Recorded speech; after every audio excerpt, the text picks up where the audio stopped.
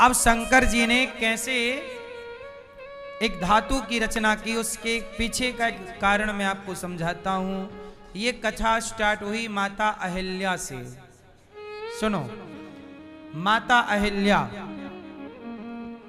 पारा कहां से स्टार्ट हुआ वहां से मैं आपको एक चर्चा सुना रहा हूं। माता अहिल्या का नाम सुना?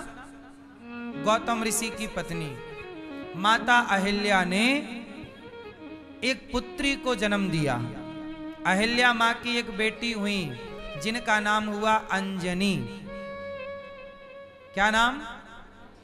अंजनी माता को बचपन में ही किसी साधु ने कह दिया कि तुम्हारे कुंवारे में ही बच्चा पैदा हो जाएगा, मतलब विवाह से पहले। अब अंजनी मां घबराई और वो चली गई जंगल। कहा कि मैं किसी पुरुष को देखूंगी ही नहीं तो मेरा कोई बच्चा नहीं होगा।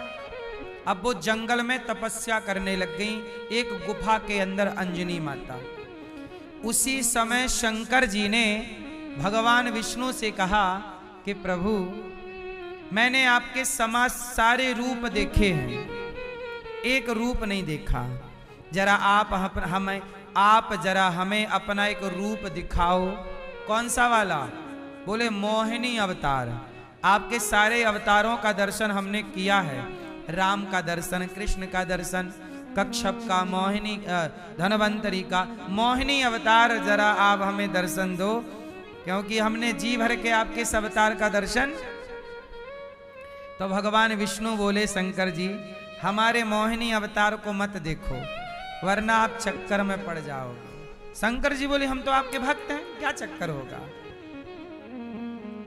भगवान विष्णु बोले, शंकर जी छोड़ो, ना पड़ो चक्कर में। शंकर जी बोले, नहीं, आप जरा मोहिनी बनो, हम आपको देखना चाहते हैं। शंकर जी ने जिद पकड़ ली। तो भगवान विष्णु शंकर जी की जिद पूरी करने के लिए भगवान ने मोहिनी का अवतार ले लिया। और जैसे ही मोहिनी बने और शंकर जी ने मोहिनी को देखा, तो भगवान जब मोहिनी बने तो शंकर जी मोहित हो गए। अब शंकर जी जब मोहित हो गए तो शंकर जी भगवान मोहिनी भगवान को पाने के लिए शंकर जी दौड़े। और जब दौड़े तो भगवान विष्णु बोले, रुको भोलेनाथ रुको। शंकर जी बोले, नहीं रुकेंगे, हम आपको गले लगाएंगे। तो भगवान विष्णु भागे। भगवान की सुंदरता पर शिव मोहित हो गए। सुनो, शंकर जी ने कामदेव को जला दिया, लेकिन जब मोहिनी भगवान बने भगवान विष्णु, तो कामदेव को जलाने वाले शिव भी काम में डूब कर दौड़ पड़े मोहिनी भगवान के पीछे। और जब दौड़े तो दौड़ते दौड़ते एक जगह भगवान श्री विष्णु भगवान रुके, तो शिव ने भगवान विष्णु का स्पर्श किया और स्पर्श करते ही भगवान शिव का तेज वीर्य गिर पड़ा।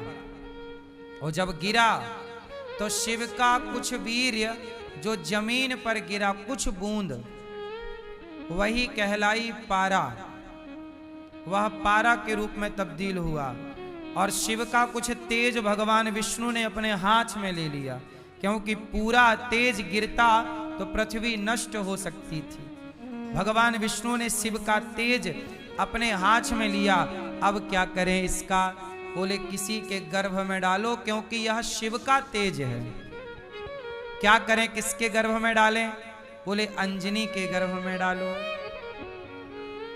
तो अंजनी के पास गए दोनों जन, शंकर जी और भगवान विष्णु। अब वहां काम खत्म। शिव जी का मतलब वो मोहिनी अवतार भगवान का पूरा हुआ, वास्तविक रूप में दोनों आए और अंजनी के पास गए। देवी प्यास लगी है, पानी पिलाओ।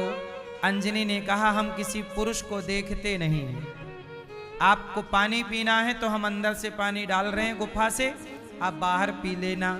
कहा, एक बात बताओ, तुमने गुरु मंत्र लिया है? अंजनी जी ने कहा, हमने तो नहीं लिया। तो तो बिना गुरु मंत्र के हम आपके हाथ का पानी नहीं पी सकते। तो कहा आप ही दे दो, द्वार से प्यासे तो ना जाओ। तो भगवान विष्णु ने अंजनी माता को गुरु मंत्र दिया और कान के द्वार से वह शिव का तेज पवन देवता को बुलाया और पवन के सहयोग से पवन वायु ने उस वीर को उठाया, कान के रास्ते से अंजनी के गर्भ में स्थापित किया और उसी गर्भ से बाद में अंजनी जी का विवाह केसरी के संग हुआ। तो फिर हनुमान जी प्रकट हुए।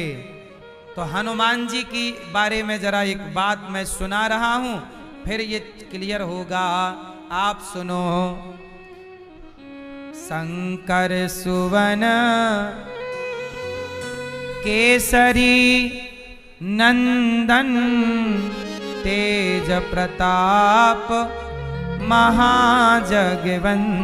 अब सुनो, शंकर सुवन, यहां क्या बोल रहे हैं? शंकर सुवन मतलब पुत्र। शंकर सुवन केसरी, तो शंकर पुत्र और केसरी पुत्र। और आगे सुनना, पवन पुत्र। हनुमान जी के कितने पिता की बात हो गई? शंकर सुवन केसरी नंदन और पवन पुत्र। तो एक बात क्लियर करना पड़ेगी ना कि हनुमान जी के लिए 3 पिता की बात क्यों कही गई? कितने पिता की बात?